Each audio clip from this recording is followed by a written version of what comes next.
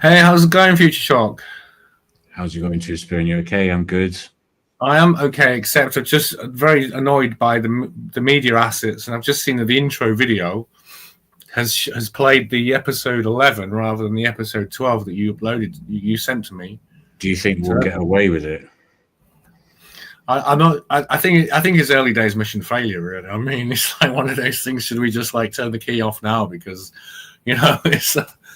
I don't know. It's going to be a space explosion. It's going to be like Elon Musk space launch or something. It's going to just be a disaster. No, I have nothing against Elon Musk, but yeah. But yeah, annoyingly, that must be a bug though, because I made sure it was episode 12. I did wonder because I was quite late sending it whether you'd actually got it, but I'm sure. Yeah. Anyway, I got it and uploaded it, but yeah. But yeah, so yeah, YouTube in general has been quite interesting for us recently. Anyway, hasn't it? And streaming and things related to streaming and all this, especially music that we've been playing. Yeah, some music that we've been playing. I mean, the music we've been playing has been some of the finest music in the world, but it's been exclusively from my band Sandwich Pan and your project Future Shock. So that's the music we've been playing, and it's fine music. And what we got a little message. We got a little problem. We found our YouTube our video was blocked from worldwide play. So, and quite unaccountably, they seem to have a problem with. I think there's someone called Future Shock, and he there seems to be a copyright claim on behalf of a drum and bass DJ called Future Shock, and we played one of Future Shock's songs on our show. But the only problem is that Future Shock is actually here on the show, so it's actually his own track. And right here. So that's right the thing. Here, yeah. That's the thing. It's quite interesting. This isn't the first time this has happened to me either, as well. It happened on TikTok as well in a slightly different way, but it was basically the same stupidity. But yeah, I mean, it's taken me it took me a couple of goes to get it sorted out, didn't it? Because I originally messaged them about it saying, this is my track and I made it this, that, and gave them all the dates and information and stuff. And then they were like, no, you're wrong. We're still going to just ban it anyway. And then I had to get a little bit shirty with them in the second follow-up message.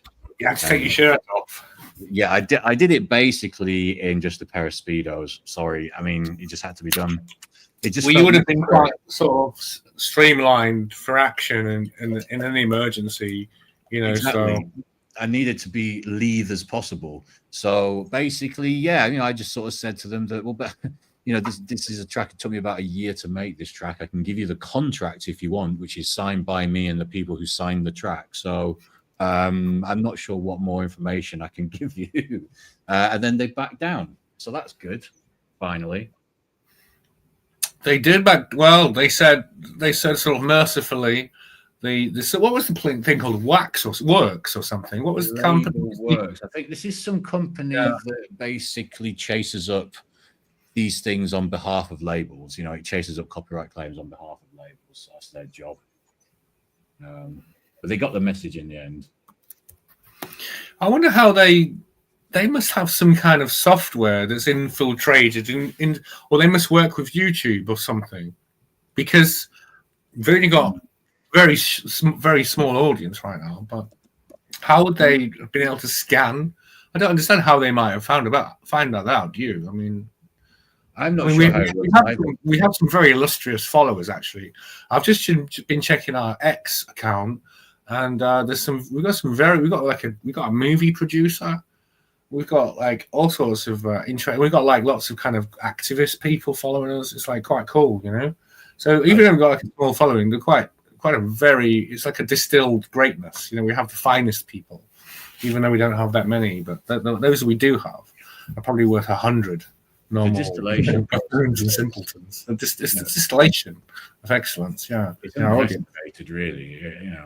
I'm trying to look up this because I've never heard of Label Works before. I'm trying to look them up and just sort of see what that is, but it doesn't really tell you. It just tells you more about what they do, what services they offer. But it must be some sort of algorithm thing that can detect when that's uploaded. Yeah, detects the audio somehow.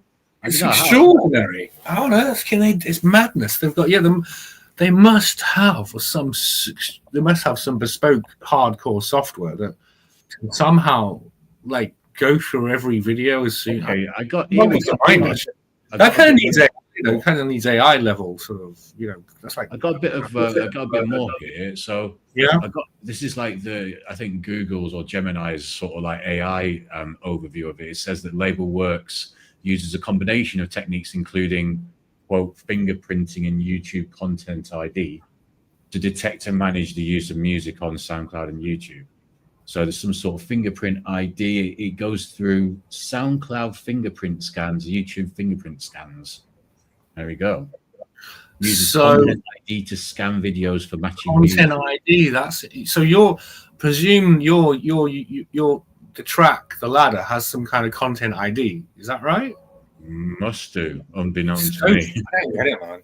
Digitized or so, I don't understand how it can work, man. I mean, look, I'll have to look it up for next week because I don't like mysteries, and I'm going to try and clear this up because how can they like be there pouncing?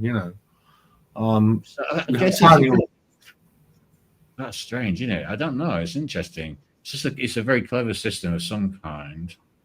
So, yeah, it's just content IDs that it just says here. That's what they use. Content ID. It just says it's a fingerprinting system that trawls through every single video on YouTube and identifies copyrighted material. It doesn't tell me how it does that, which is kind of what absolutely.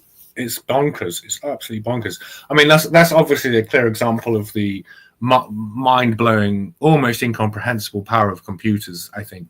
Okay, so look, so the label. Okay, so just reading. Sorry to interrupt, but just reading down here, like the label. It says here, like will upload their music and videos to a database and register them with Content ID, and then YouTube cross-checks them, and then these guys pick them up and stuff, like any sort of errors. Well, it's not. Then it's not that complicated, actually.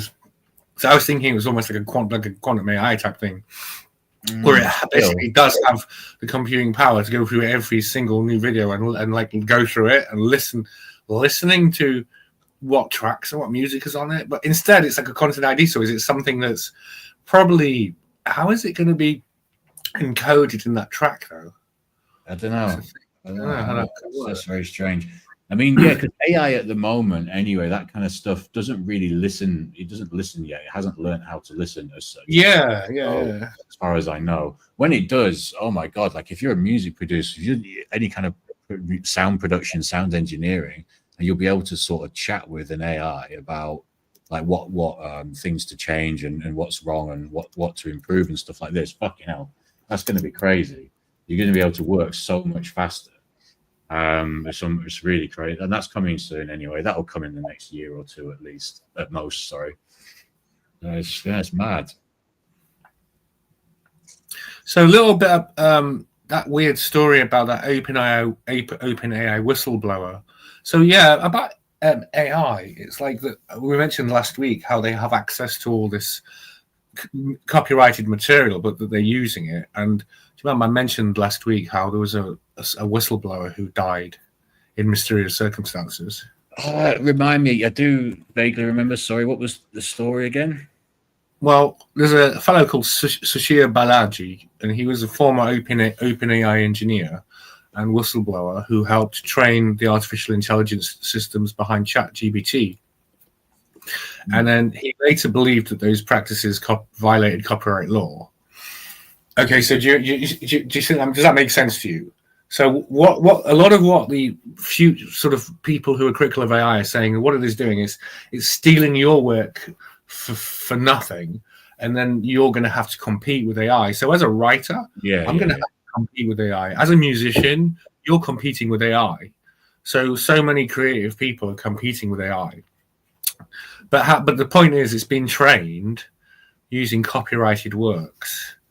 Yeah, and he himself helped train AI behind the AI system behind ChatGPT, and his concern was that it was using copyrighted works, and ultimately that AI is going to be able to destroy anybody in any domain. Ultimately, I mean, in creative domains and such, because even music now.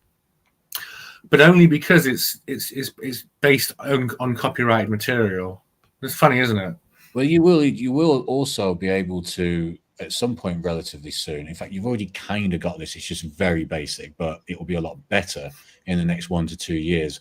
just kind of use AI to create music, and that music, it won't be sort of like it won't be copyright music. It'll be actually just sort of like created music. So there is that as well.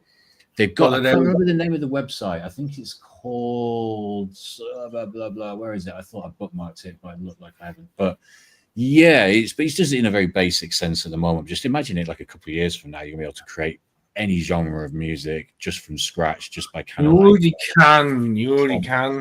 can. Terribly. Sorry to put it to you, but you already can do that. Probably. Did I ever show you? Did you ever see the AI videos about how does I did Hyacinth book it? Did you see? Yeah. Did you see that? Did you see that? You know that silly TV show. What was it called? Keeping Up Appearances. Yeah, classic. Yeah. Did you ever see the AI on that? Because there's a really cool AI video, but it's got a really good AI song, and I wonder if I'll get a copyright. I mean, how do you get copyright for AI songs? That would be interesting. That is a bit of a Taurus. That's a bit kind of like of a bigger. It's a bit of a Taurus, isn't it? Yeah, it's a bit of a like endless 4D hyperloop or something. Yeah. I don't think I saw this actually, or did I see it? It seems to ring a bell. Hyacinth Bouquet and AI seems to ring a bell. I'll just have to put that on the back burner and try and track that down, because it was a really small channel. It's just not coming up in my searches at the moment. Well, I know that you definitely can create some music with AI. I'm just talking about more advanced type stuff, like sort of real that will actually sort of get on, be competitive at the highest level, sort of thing on big labels. It's not far away.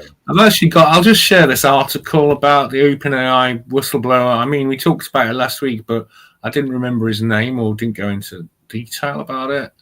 So, oh dear, so many. They're not subtle, are they? They just. Can you see that? Can you read the text there? Yeah. Okay. They're not subtle, are they, with this stuff? They just kill people. They don't care. Seems to be, doesn't it? Yeah. Because it's pretty fucking obvious, isn't it? It's not like they tried to hide it. It's fairly obvious. He comes out with these findings and then he's disappeared and dead. Oh, okay. What a coincidence. Unlucky timing. It says here, found dead in his San Francisco apartment on November 26. Appeared to be suicide, never does foul play. Chief Medical Examiner's Office confirmed manner of death.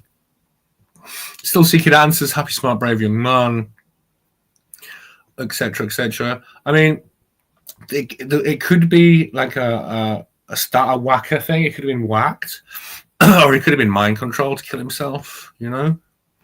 There's options. I mean, that's the most insidious thing would be to be mind controlled. If they realize that you're actually harmful and you're dangerous for them, they'll actually turn on you and they'll get into your life and they'll actually fuck you up. They'll just destroy your mind and they can make people kill themselves. I mean, that's real. That's an art. I suppose if you're running an organization. Like if you're running an organization that would do those kind of things, I mean, or, let me rephrase that. If you're running a powerful organization that needed to keep things under wraps, you could easily just employ people to kind of like find out where a person lives and follow them about a bit, see what they do on a day-to-day basis. Then you can kind of like start introducing people into their lives. You could really fuck with their minds. All you need to do is a bit of surveillance. Exactly. You need a bit of surveillance, and you introduce people into their lives that they think they trust, and then you can really fuck someone up. Yeah, exactly. And that's what they do to people. And it's relatively easy if you think about it. You just need to have people who are subtle enough surveying. They don't even need to gather that much information, really. And it's not even that risky, if at all risky. And then just need some people with some forward planning ideas, and then I mean, I've experienced a lot of these kind of things. They do various techniques like Delphi technique, which is something which was quite well known, which is where they put you in a training course or something, and you think you and the other people are being trained and you're all trainees, but in fact it'll be like there'll be other people who will be mentors who are hidden in there, and they're not trainees. They're actually part of the program, and they'll talk to you and kind of the Delphi technique is like a sort of system of group shaming. So you think even if I think they've done experiments, haven't they, where they can, if there's a group dynamic, they can shame someone into believing that the short line is longer than, that's the famous experiment. Which line is the shortest? And when everyone in the group insists that the shorter line is longer, then it's like there are not many people who will actually stand up but you can imagine how that could develop, how then they could say, what's wrong with you? Can't you see clearly that the long line is short or shorter or such and such? And they just compare these psychological techniques and they shame, and you can do all sort of various sort of destabilization to make you question your sense of reality, right? And it's ancient. It goes back thousands of years, but they do that in training courses. I've experienced it many times, actually. This Delphi technique where there's like, there are people who you think are one thing, but then there's something else, and they kind of like the surprise and ambush. I call it surprise and ambush, where they just surprise and ambush you into realizing that what you thought the situation isn't, and it's something completely different. But yeah, I'm saying I wouldn't be surprised. I mean, if they can, if given what would be the time frame these Illuminati bastards might need to drive someone to insanity, Yeah, I mean, it's interesting actually thinking about it. It's not that far-fetched, because obviously when people think about Illuminati or whomever doing these kind of things, it's always looked at in a sense of this. It must be something kind of like super complicated and nefarious, etc., etc. Well, I'm not saying it's not nefarious, but it's organized. It's something extremely organized. It's organized, but at the same time, what we're describing is not that difficult. Like if to survey. Yeah, you can do it. Yeah, you can. Yeah, it's not that. It's like not that difficult. Exactly what you said, because you got it. You said, well, all you have to do is introduce some different people into his life, and there you go. Yeah.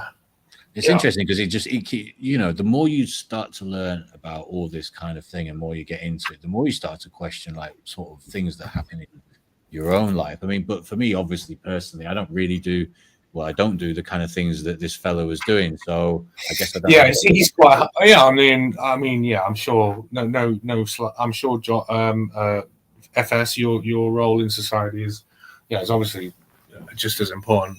But this guy, I suppose, he was in a dangerous area, and kind of true what you're saying. Though, when you think about it, because if ChatGPT and whichever is drawing all this information from online, this is a lot of copyrighted stuff. That's what it seems to be about. That's exactly what the court case is about. I mean, there's a quote from him here which you can see. What's this about? His records were sought by lawyers in a separate case brought by book authors. Okay.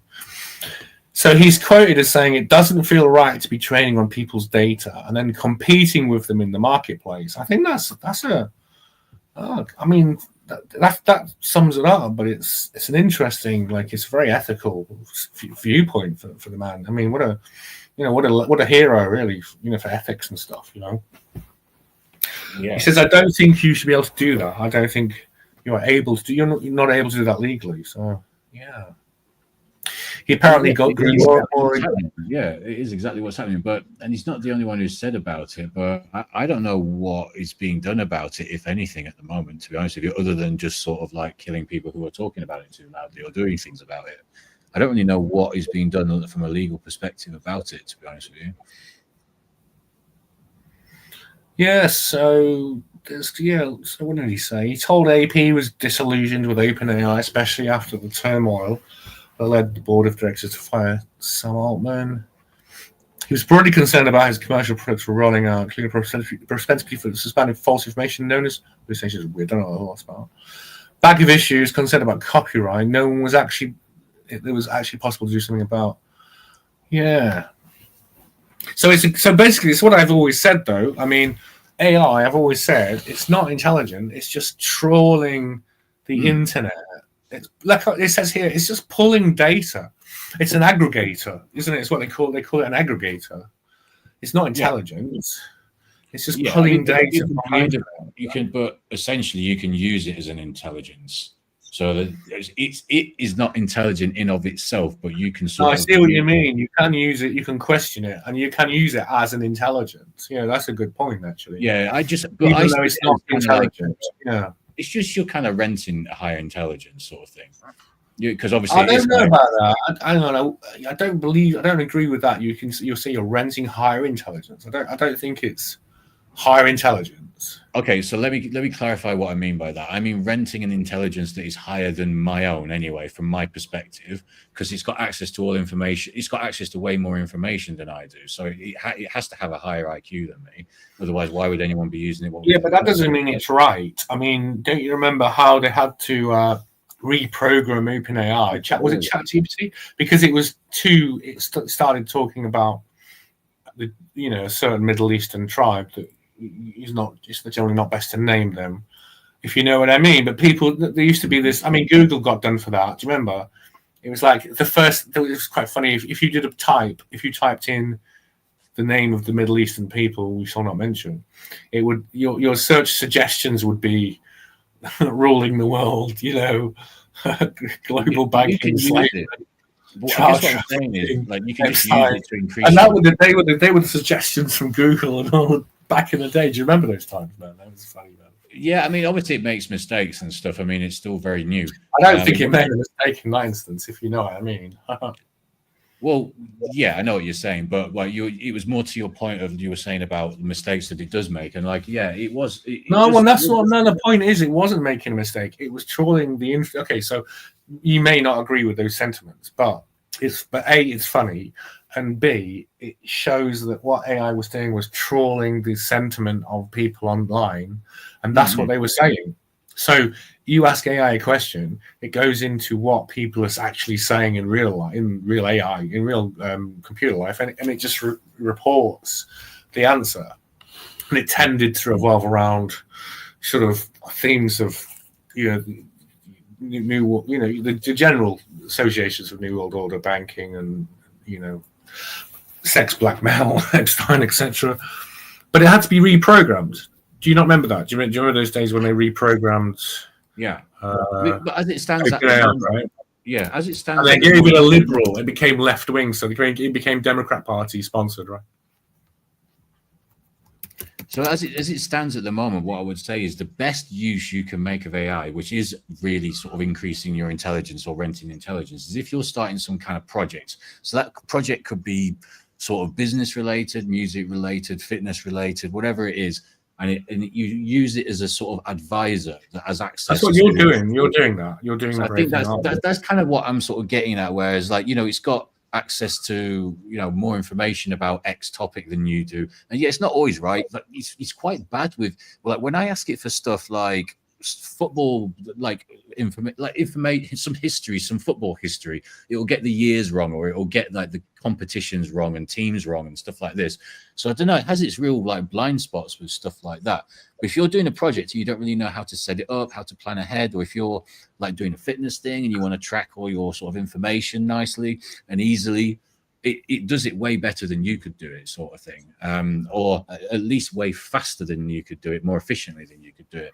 So you're kind of but you're doing that, right? And you're in a project where you're using AI to guide you to how to do it, right? Two different things. So yeah, the AI for the AI project, and also the fitness stuff I've been doing has all been guided by ChatGPT as well. And I'll be honest, it's the best. It's the most successful fitness program I've ever done, ever. That's pretty interesting, yeah. And that's not any kind of like. Give me a few details about this fitness program. What does it involve? So basically, it involves me every day talking to the AI, just in the terms of like what I've done in the day, eaten, asking it to just keep a running totals table of all my macros. Does it tell you to drop and give me 20? Thankfully not. No, it's quite sort of submissive like that.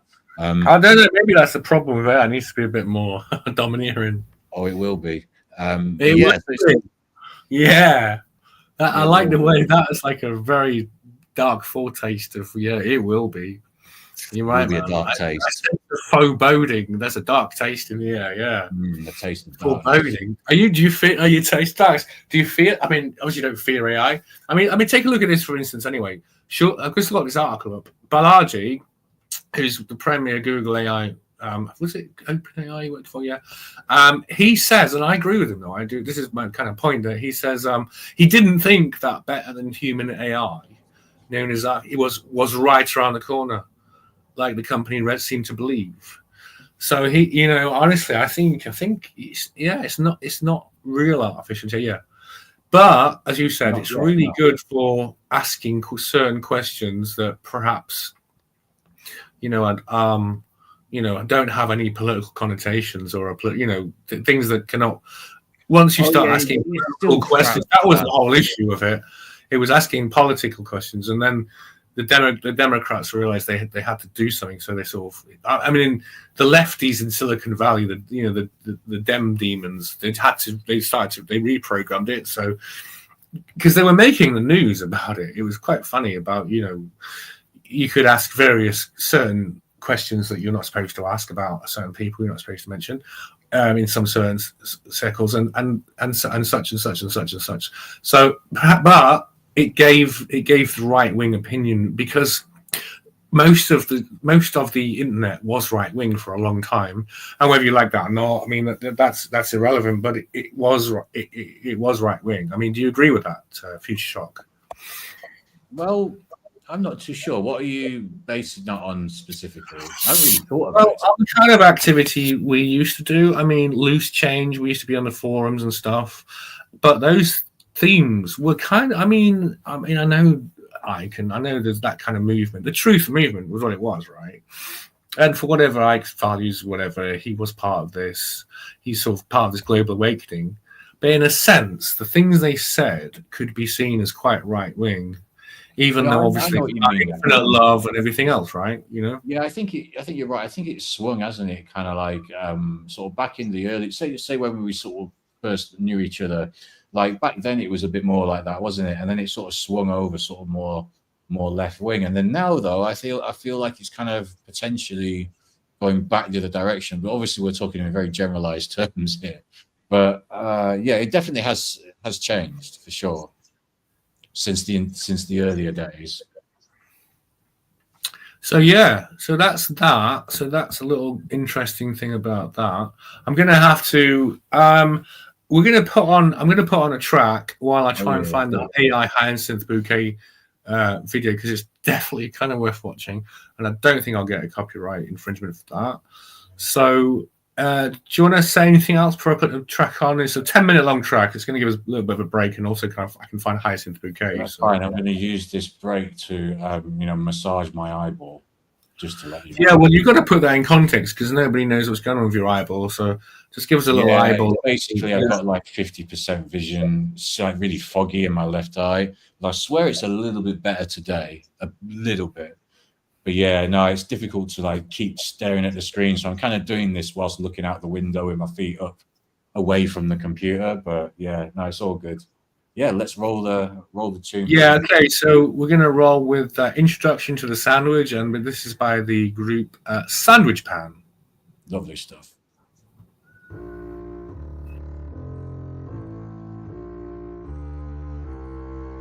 Ladies and gentlemen, it gives me great pleasure to introduce the new release from the esteemed pop sensation Sandwich Pan.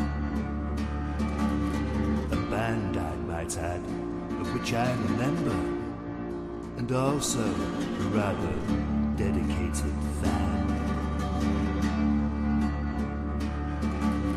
The running time of this ambitious project is approximately 3 hours and 20 minutes, spanning a total of 4 CDs. It's bursting with insightful lyrics, hauntingly sung to breathtakingly soulful melodies.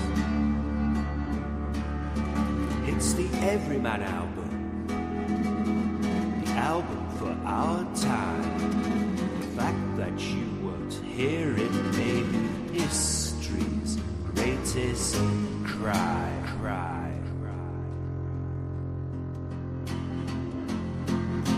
Music so flawlessly executed, leave all but the rarest of virtuosos suitably vexed.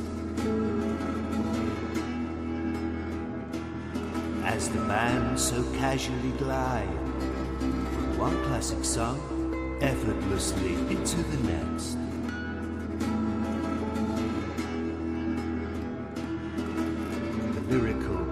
lines on this splendid album caused me to reevaluate the definition of the word poetic. Some so pointedly truthful, almost rigid in their meaning, while others seem impenetrably esoteric. It's the Everyman album, an album for all time, both heavenly in its devilment, hellishly divine.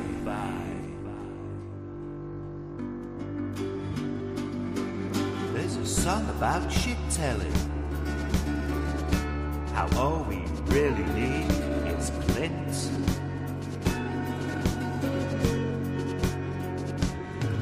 There's a song about home ownership, and how a mortgage leaves one skint. There's 3 songs on ceaseless eaters, vilifying the obese.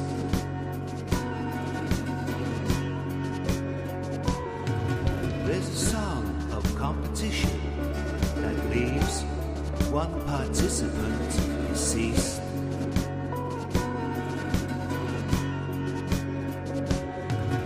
There's a song about an honest man reduced to telling lies, and a song about life's gamble and how we all shall roll snake eyes.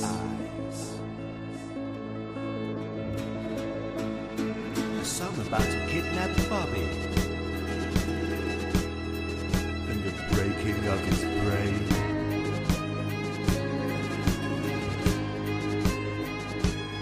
A song about 1,000,000 children,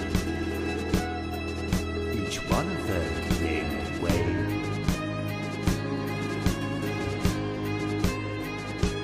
A song about a black American, so fiercely proud of race.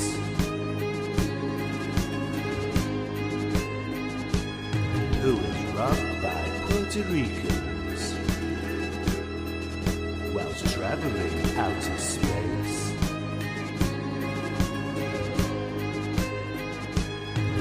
There's a song on psycho doctors who love to push vaccines, and it truly inspires. All these songs are different players' dreams. There's a witty little ditty about the Facebook narcissists,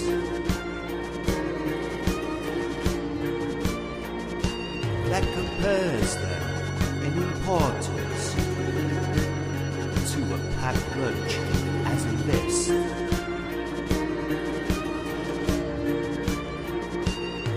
There's a song about a man in love who's shopping whilst erect.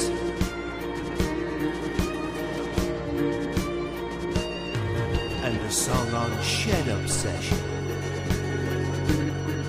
and the many lives it's wrecked.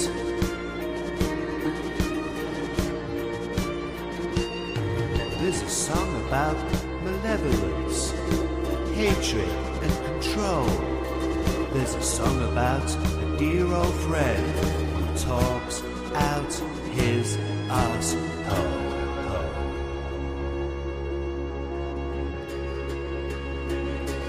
There's a song about a drug user behind the wheel of a car.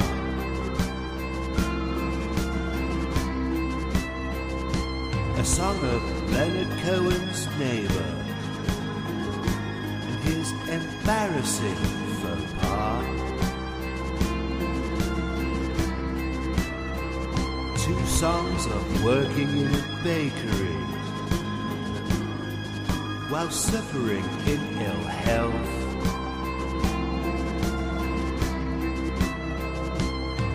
And one of achieving competence and doing things yourself.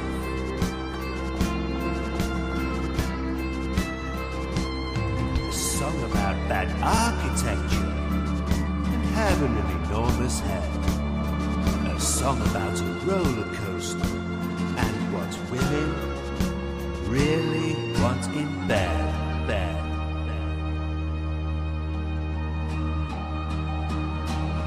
There's a song about revenge against corporate globalists.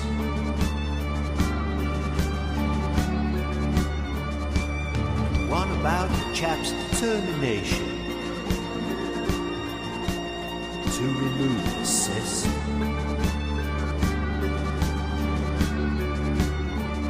There's 2 songs about the Western world, sadly lacking in strong men. A song about a squeaky whinger who was relevant way back when.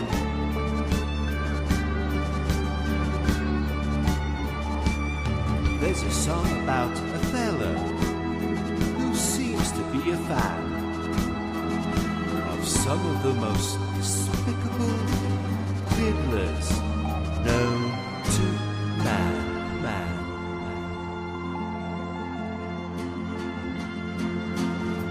There's a song about the working class, abused by woke-type freaks.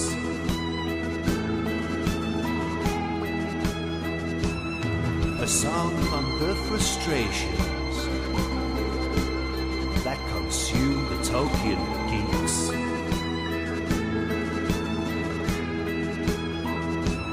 There's 2 songs about our leaders, which attempt to make some sense.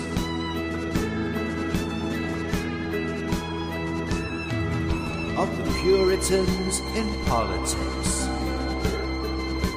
and their incompetence.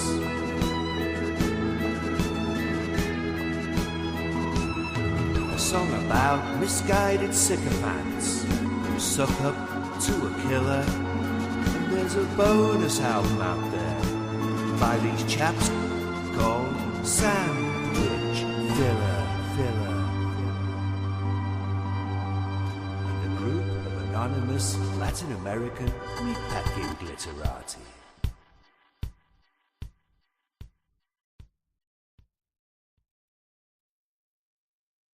There we go. Did you manage to doodle your doodles or whatever? You're arranging your bobbins or whatever. Are they all your bobbins in order there now? And I found the Hyacinth video, so we're all good. They're there. arranged. They're still tumbling, but they're arranged. Yeah, So well, what- we're all tumbling. You, me, and bobbins. So yeah. It was reminding me of as well. This is a Yorkshire delicacy, right? And I'm hoping you remember it. I'm not sure if they would have had it where you Bobbin? were, sort of thing, but it reminded me of. Do you remember having beef baguette and gravy with chips at the pub? That's quite beef. Was that a thing? Was it hot? Well, it was, as you say. I've just had a salt beef bagel at Brick Lane. So was it on a similar theme? Was it going on there? Yeah, I remember it as a kid. Never seen it down south. Never seen it since I come down to down south. I actually don't remember that as a northerner. Beef baguette, right? It was like one of those pub meals, right? Those sort of standard. I mean, pub meals. I've had beef and baguettes and sandwiches and all the combinations. I think most, well, not all So of them, good. but I don't remember that as a specific thing. Was it like it almost became the prawn cocktail in terms of like popularity of pub? Well, prawn cocktail. I mean, it's just where I'm not sure if it was because obviously Yorkshire is a very big place, right? It's the biggest county in the country, so things can vary across that span. But yeah, it was about where I was, and in Lancashire as well. The sort of like that part of Lancashire, it was very, very common to find it. And then I come down south and there's nowhere. And I'm like, what the fuck is going on? What's wrong with these people? Yeah, I mean, the salt beef bagel at Brick Lane is sensational, and at only £6.50 with a gherkin. And I'm not advertising here. I mean, I'm just sort of, praising. But Yeah, man. Something needs to be praised. Good value. It seems like it's good value, right? Yeah. But it's not news to anyone in London. The bagel bake is great, but yeah, just been there. To be fair, there's a lot of good bagels around that East London area. To be fair, yeah, I think there's two. I'm down Brick Lane.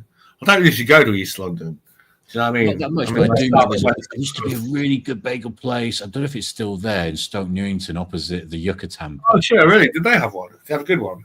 Oh, it was so good. Yeah. The bread was. Oh, it was decent, man. Definitely. And it's about the beef, though, isn't it? It's about the salt beef. Ah, no, I thought you said bagels. Salt beef bagels. I mean, I wouldn't eat a bagel otherwise. What am I going to do with that? But if it's got some mustard, it's got like 5 inches of salt beef in it, and it's got I've had a look at pastrami and before. then I'll take more interest. I'll be like, okay, I'll eat that. That's a bagel. I'll have it because it's that's it. I only would ever eat a bagel in terms of a salt beef bagel. I miss slab cakes as well. Do you remember slab? Did you have slab cakes? I never had slab cake, man. You're too much of a northerner, man. You know, you're as a Yorkshireman, you're a Yorkshireman, but effectively, right?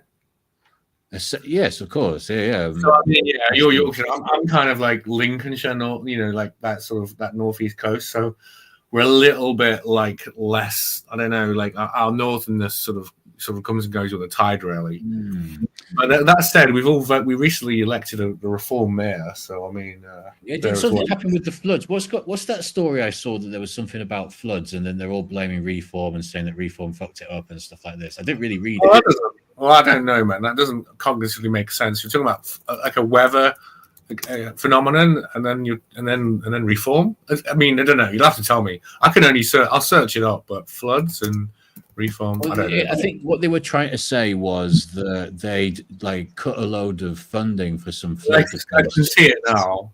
I mean, the thing is with the floods, they always used to have terrible floods in Yorkshire, but wasn't the reason was because they were clearing marshland and putting houses on drainage land that was would have traditionally drained the waters away, right? And not just floodplains, but sort of, like I don't know, drainage plains and stuff, right? Just being tarmacked over. And I think there was this thing in London, right? I remember it. It's like because so much of London is tarmacked over, there's so much loose water. And like so when you concrete and tarmac things, like you create conditions where floods, and if you were to tarmac and build houses on areas which were traditionally sort of drainage areas for mountain offlet and rainwater, you create the flood conditions. Effectively, I think they created them by the government by allowing to build in these areas. At least that's what I think. Also, like marsh drainage and clearance of certain sensitive natural areas. Yeah, that's what I've heard. That's a good I think that's a good interpretation to explain the flood phenomenon. But I mean, you're from there. What do you think? So where I grew up, it was sort of more North Yorkshire way, and there was many areas where you would have massive troughs, essentially massive natural troughs, valleys, where there would be a lot of there would be a lot of relatively new building on them, and then obviously when there's heavy rainfall, those new builds get all kind of like washed up and flooded and stuff. So it was kind of like building work being done in areas where they probably should have thought about it a bit better, or maybe they just didn't care. Maybe it's a money thing. I don't know. But there was a lot of places getting built where it was just down in a valley and they were getting like flooded on and stuff like this. So that was just near me. In North Yorkshire, Northwest Yorkshire. I was kind of like on the border of both. My address was in West Yorkshire, but I went to school in North Yorkshire, basically. So it's quite close. Okay, so you're sort of like a bit of a divided man. You're kind of split loyalties. I mean, where's your loyalty with your school or with your, North and West Yorkshire? With my loyalties lie with the Silsden Moor. Yeah, Silsden Moor. Seriously? Yeah. Yeah, is that where I grew up on Silsden? It sounds nice. It sounds like Emily Bronte-esque and all that kind of stuff, right? Yeah, I mean, from what you said about your house, you sound like you lived in Wuthering Heights or something, Well, it's not quite as advanced as that, but when I say advanced, I mean like posh. But like, it was just a house on a hill, basically. It was a house on a hill.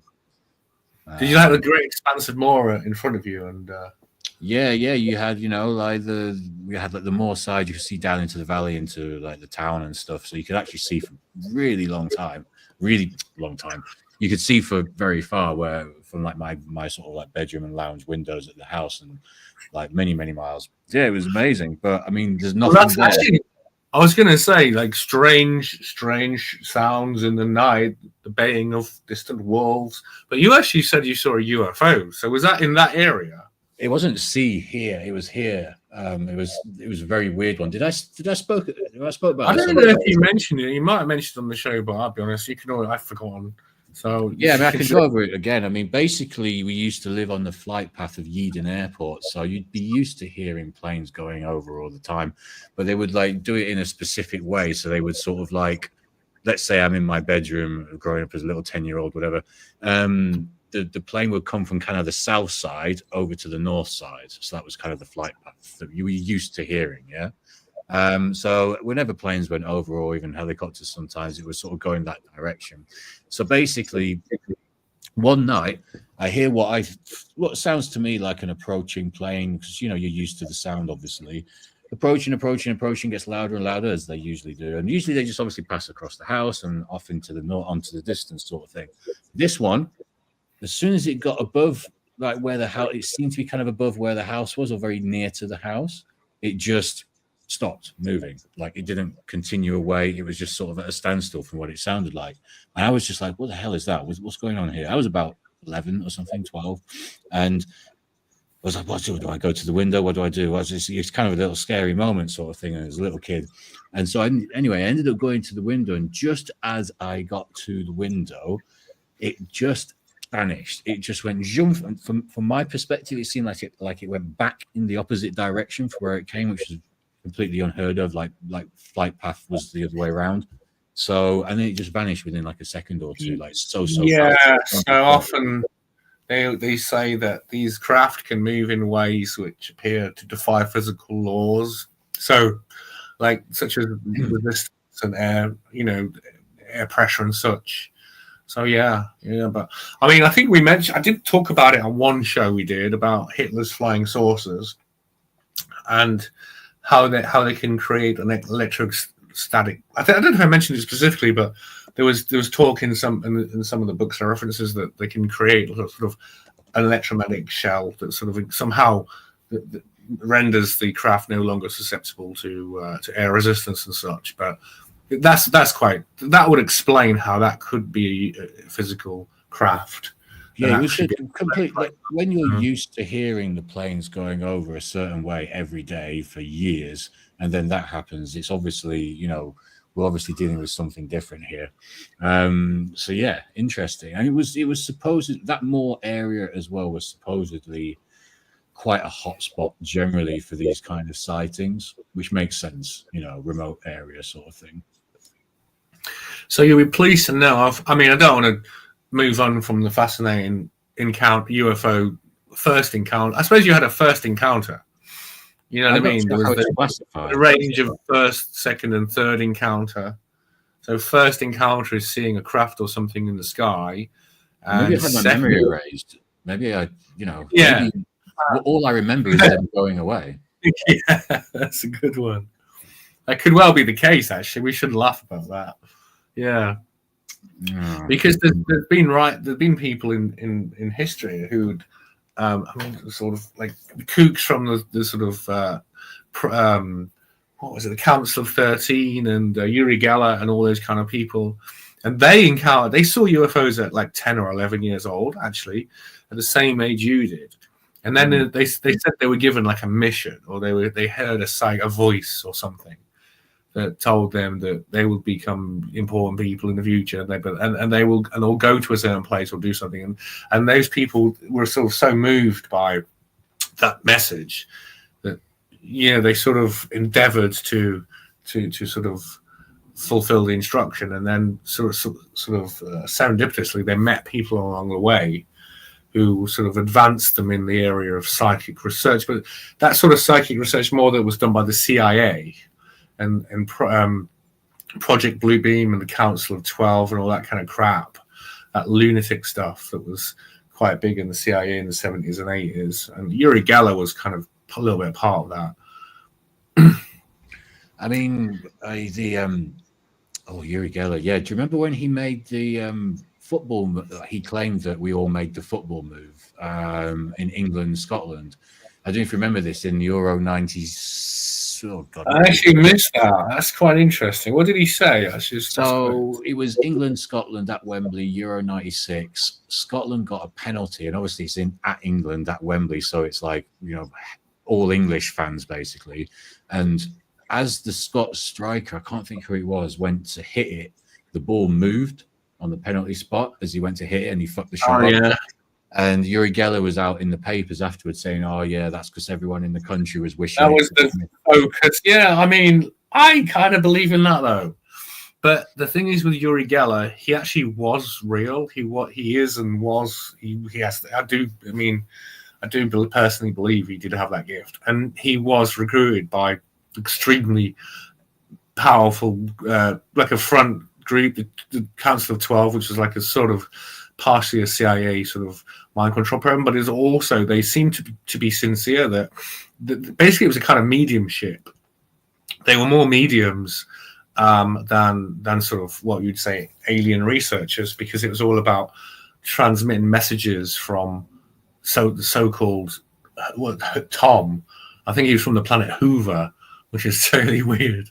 So I mean, it must really suck on the planet Hoover. Do you know what I mean? So that's where they're coming in. Yes, it's gravity.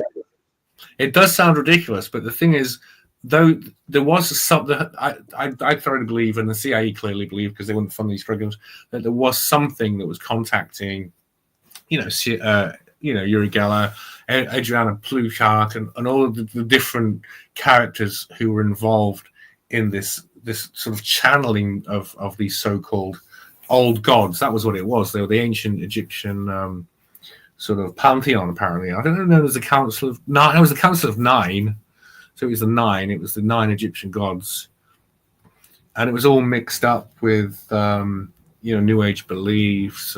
But behind it was some genuine phenomenon of spirit, channeling of, and transmitting that message, and it seemed to be valuable to the government, at least, or to the secret elements of the government, because they funded and controlled these programs. It kind of goes back to what we were saying before, isn't it? And you have to kind of wonder how many of these things are concurrently running. Do you know what I mean? Like at any given time, there could be a multiple people. Yeah, that's a very good point. Yeah. You could be just classified programs. Yeah. And they'd be unbeknown to you, because it's subtle, like we were saying before about it being easy. It's easy because it's subtle. Like if you're getting people in people's lives, it's not, it's a very subtle thing to do. It's you can do it quite easily, like surreptitiously like that. So yeah, you could be walking down the street and it could be happening to someone you don't know. I mean, there's some incident that was happening just as I was walking back here earlier. This is where I am anyway, this area, but this kind of standard, kind of typical. But yeah, city, the sort of just the London urban scene, really. Yeah, just the general. Yeah, just typical, like have police. Grease stain, chewing gum splattered pavements, and yeah, there was a bunch of Lime bikes all over the pavement. There were some people I think who'd been scrapping. Police pulled up. I don't know exactly what was going on. It was the other side of the road, and I'm not a gorper. Everyone stood around gorping, right? No, I'm not one of those. I try and take in as much details before I just take a glance, and I try and capture. Exactly. I might have a cheeky second glance, but I won't stand and gorp. Do you know what I mean? Yeah. No, I'm the same. Yeah, I'll just walk past. I'll get a little bit of. I'll have a little look, obviously, as I'm walking past, but I'm not going to have a little fucking. Or they'll start closing in on it and stuff. It's like you give a shit. There's such a cool short story. I think it's called The Crowd, and it's probably by someone like Ray Bradbury. But is it a Twilight Zone thing? It might be. But it's like this thing whenever anyone dies in the street or in a horrible accident or something, whatever it is, there's the crowd, and there's this crowd, and suddenly whenever that person dies or falls in the street, well, basically they fall down ill. The crowd comes. And the power of the crowd is such to make that person pass away.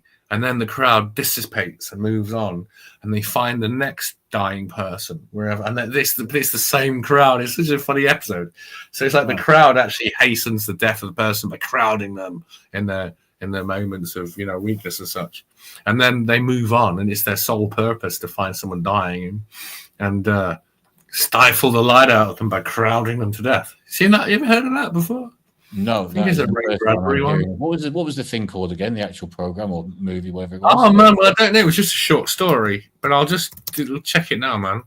Because listen, while I'm doing that, since I'm going to do that, I've got a little job. I'm going to play this Hyacinth Bouquet thing. I don't think I won't get a copyright hit for this because it's like this channel's got not many views. So this is what we were saying. I mean, this is both an AI video about keeping up appearances, but it's also a song that the AI presumably has written. This is an AI song about keeping up appearances. Okay. Did you ever think you'd hear such a thing, right? So yeah, it's only got 3,000 subs, but it's a good piece of work. I'll just play this now. Yeah, I'll give what is it, 3 minutes? So we just take a little. We'll take an amnesty for 7 minutes. Okay, let's take a break here.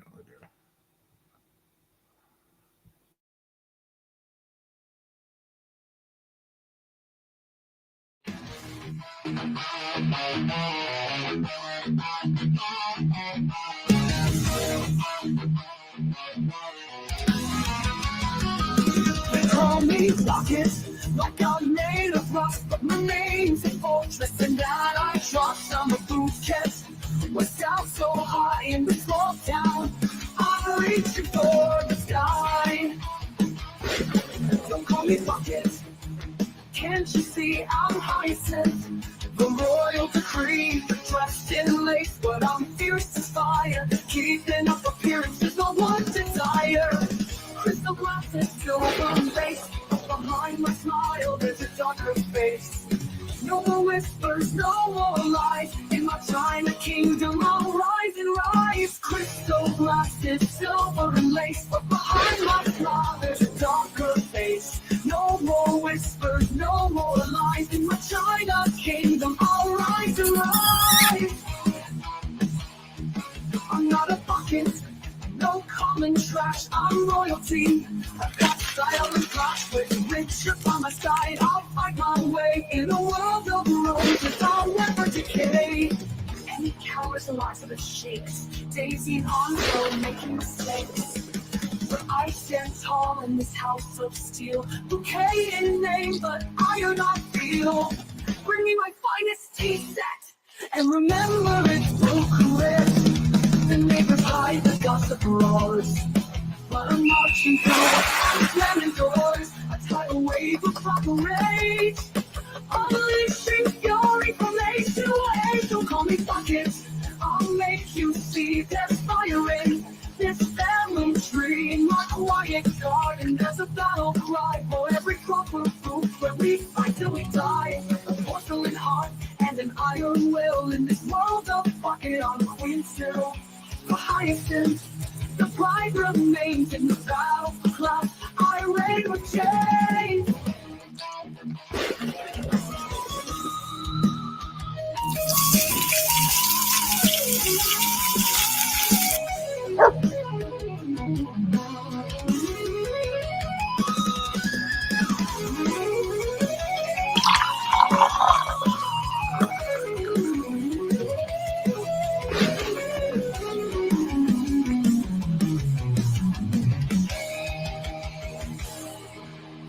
Hide the gossip roars, but I'm marching through, I'm slamming doors. A tidal wave of proper rage, unleashing fury from age to age. Don't call me bucket, I'll make you see there's fire in this family tree. In the quiet garden there's a battle cry for every crop of fruit where we fight till we die. With a porcelain heart and an iron will, in this world of bucket I'm queen still.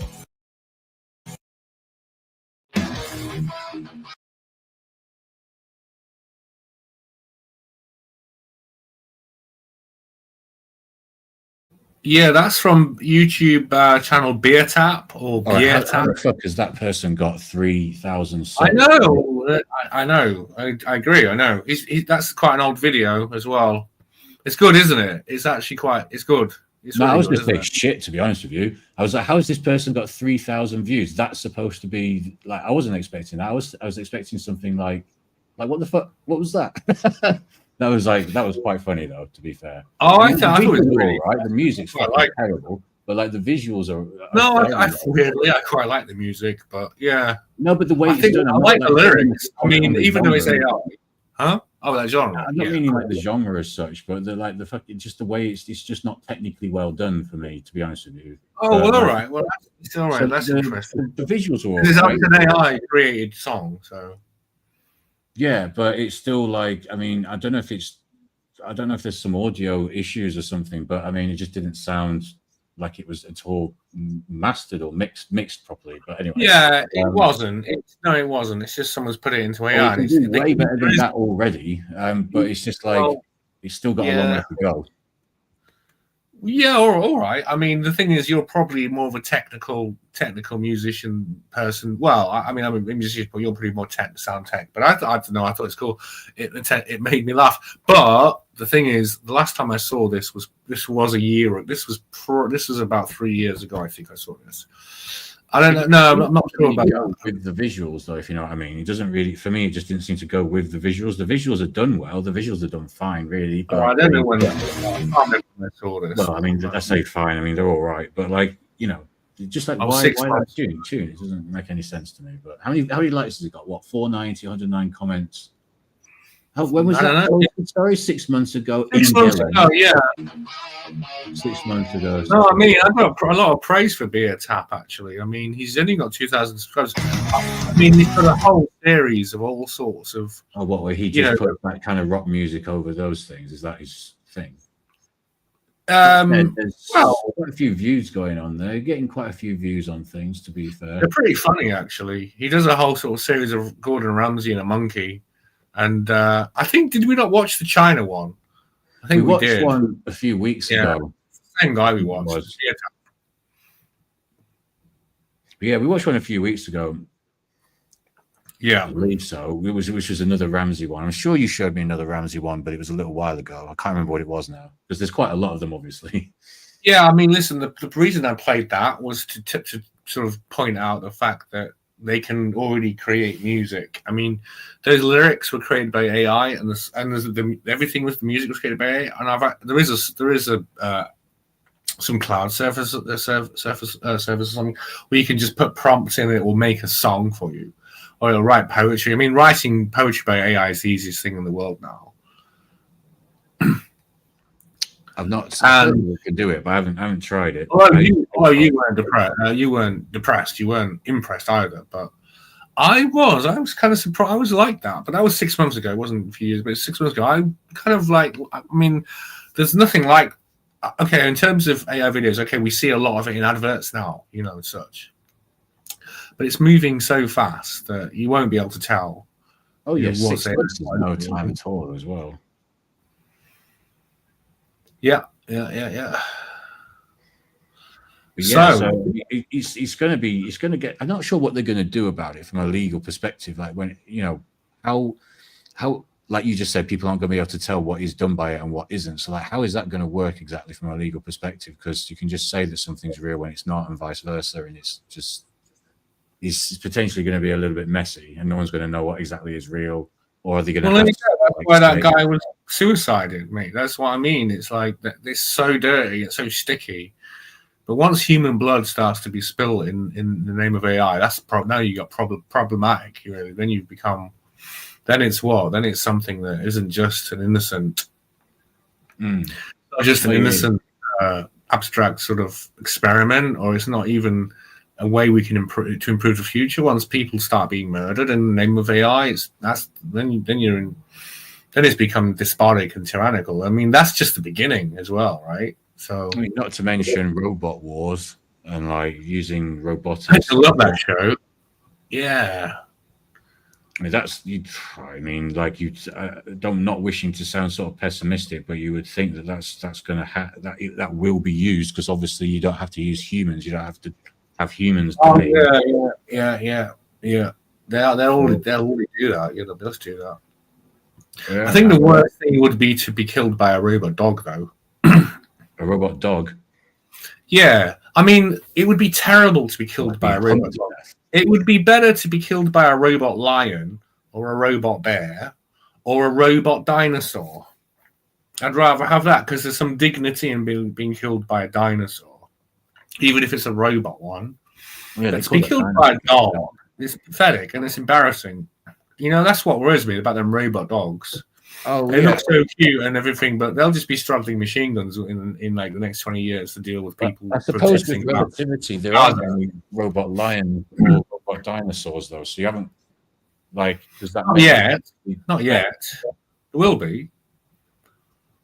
And I would almost be happy to kill that robot T-Rex. You know, that'd be cool. Final minutes. You know, A Future Shock song, which is available from all good stockists, is called Mecha Mammoth. A few years ago, Mecha Mammoth, and it was about.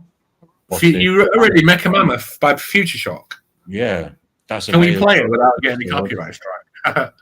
Seriously, Mecha Mammoth. We'll probably get another copyright. See, Yeah, Mecha Mammoth. This is again the synchronicity because Mecha Mammoth sounds just like Robot Dinosaur. Cool. that is exactly It's on YouTube. I wonder if it's. I'm not sure if it's on YouTube. But I can have a look. Let me have a look. YouTube. Oh, play Mecha Mammoth in sort of anticipation of our ultimate destruction by robot dogs and robot animals and hopefully robot animals. Here we go. Oh, is that it? No. Yeah. No, that's it. I found it. Yeah, I found it. Here it is. I haven't heard this for ages. Do you want me to send you the link? Do you want to share? Can you share? You could put it on. Share, can I? That's the thing. So I can send you the link.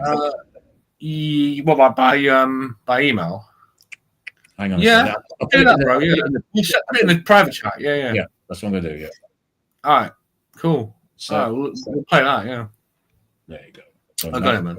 Nice. I hope this is the right tune. It is, of course, the right tune. 5 minutes long. We'll play that in a minute. Yeah, we'll play that in a moment. I think I want to talk about. I don't think I wanted to.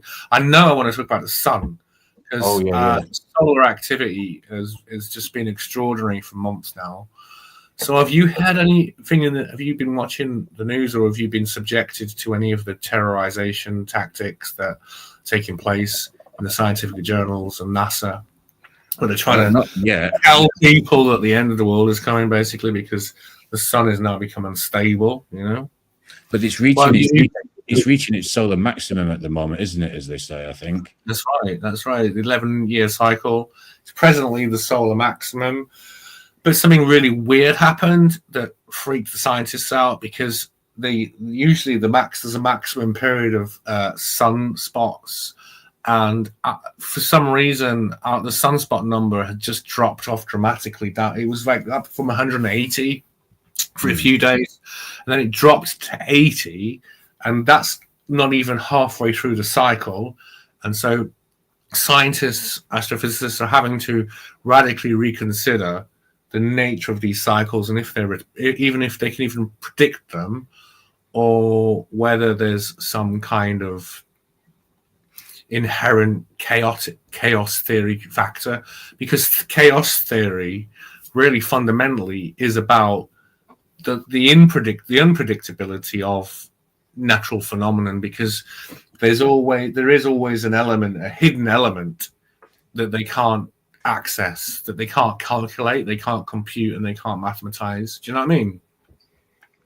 So what would they predicted suddenly breaks down in the middle of the cycle? They don't know why. Do you know what I mean? And they're freaking out. Worried? Okay, so it's more a case of it's the unknown, so it's out of sync with the usual pattern and stuff. It's a bit unusual in the sense that usually during the solar maximum there's a period of 200 sunspots every day, every day, never less than 150, for instance.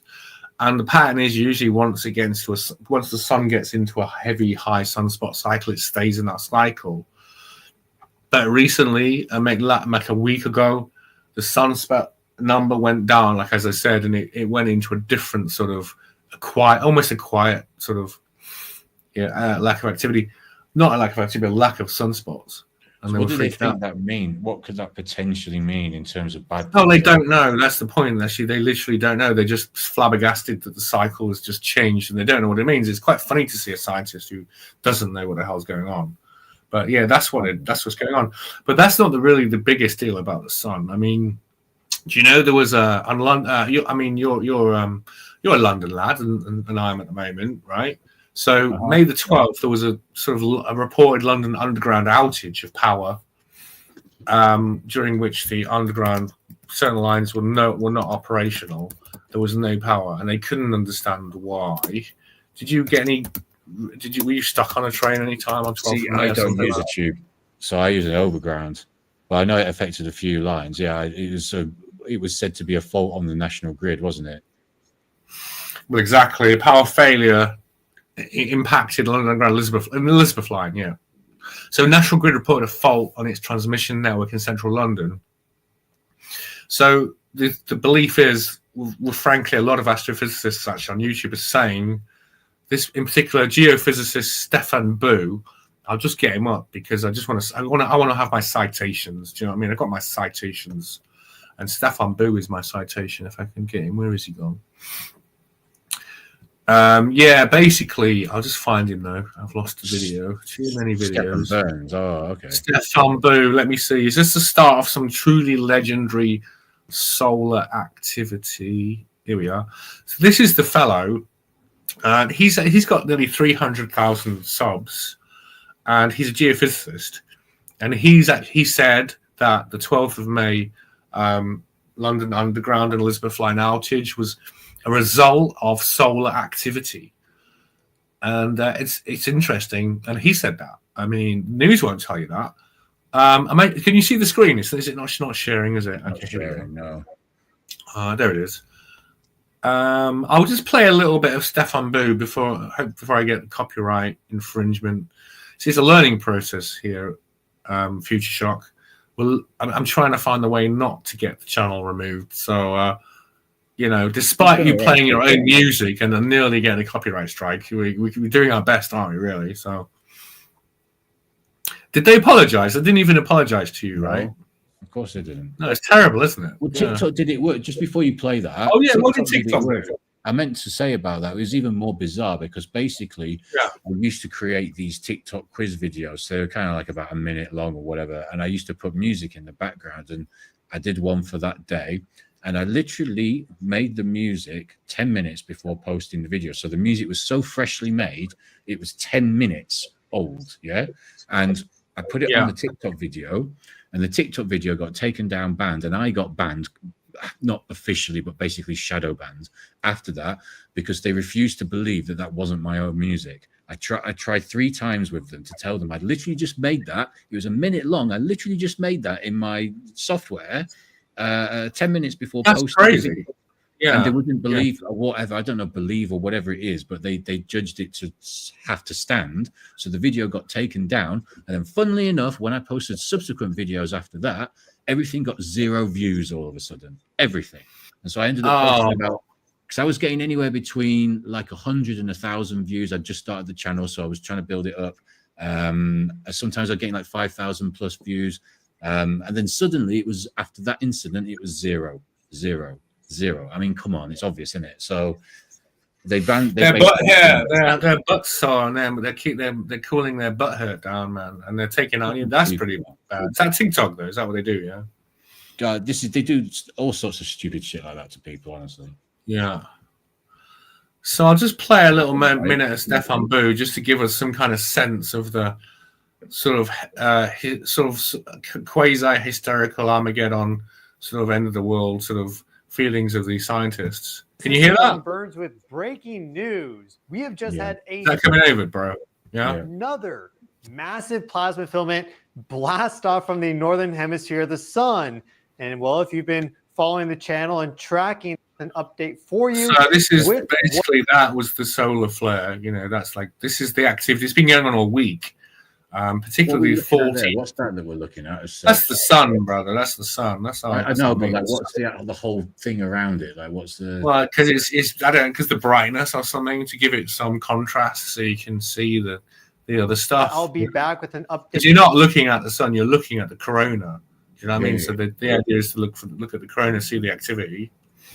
For you with I didn't really get that. Let's try that again. to show up on our chronograph view, but I'll be back with an update for So you. yeah, there's an with explosion there. what There's everyone all stuff going on with every the day. G2G magnetic storm. Though we were well prepared here on the channel because 6 weeks ago we had forecasted out that something would occur on May 17th as it relates to solar activity and or geomagnetic disturbances, which is exactly what happened. So we'll see. So I like his T-shirt. It's like got a psychedelic T-shirt. You see that? It's like a mushroom with a. Oh yeah, there's a mushroom with the eye on, with the one eye. Yeah, it's totally awesome. It's like an Aminata agaric. It's like an Aminata muscaria, agaric. Yeah, that is the Garrick. Which Yeah, you that's can- probably like, the Garrick mushroom. Can be used for magic mushrooms, but it's not the best. It just makes It's you sick. terrible, basically. Yeah. Yeah, it's terrible. It just makes you feel ill. I think, and just I remember deliriously ill. getting one, but just after they banned mushrooms in the UK, I remember getting one, finding the fly agaric one, thinking, okay, maybe this will work. I was hearing good things about it for some reason, and nothing really. All it did was there was something in it because it kind of kept me awake. Yeah, Other than that, muscarine. Yeah, it's called the fly agaric because muscarine was used to kill flies as a mushroom fancier. I know a few things about mushrooms. I know where they live. I know a place close to here, and I should be less lazy, and I should stop complaining about them being illegal and actually get off my arse and go and pick them because I do know where there are. Oh well, yeah. Obviously, it's sort of autumn, isn't it? I mean, I don't know if there's spring when the time comes. I mean, yeah, when the time comes. Yeah, me too. I used to live near Hampstead Heath, and I just could never be bothered to get up early enough. And one time I did go. I went about 9 o'clock. It's pathetic. And I did find a single one. I found a single psilocybin. It's not cubensis, but psilocybin. What's the generis of the standard magic mushroom? Yeah, cubensis. Isn't it? Is it cubensis? I don't think it is. I think it's something else. But yeah, I found a single one that had just been missed by everyone else who'd got up early. But that's it. The only way to do it is to get up Like, you early. just had to, what time? Like, ideally, what time would you have had to get up then? What, like dawn? Yeah, that's it. I think they do get up at dawn for the magic mushrooms. Yeah. Or you just stay up? I know, man. That would be the thing to do, but I think I was working, which is annoying. Do you know what I mean? I was at work, so I wasn't at work. I was like working, so I couldn't do exciting, interesting things like that because I had to think about. Do you know what I mean? It's like, if I woke up at dawn or something, if I stayed up all night, I'd throw off my sensitive work, 9 to 5, sort of sleep patterns and mind patterns, and throw it all to pot. I'd become a party boy and I'd just quit work and give up on it. But yeah, that's why That's kind of what I did with work when I was in my early 20s, and so that was fun.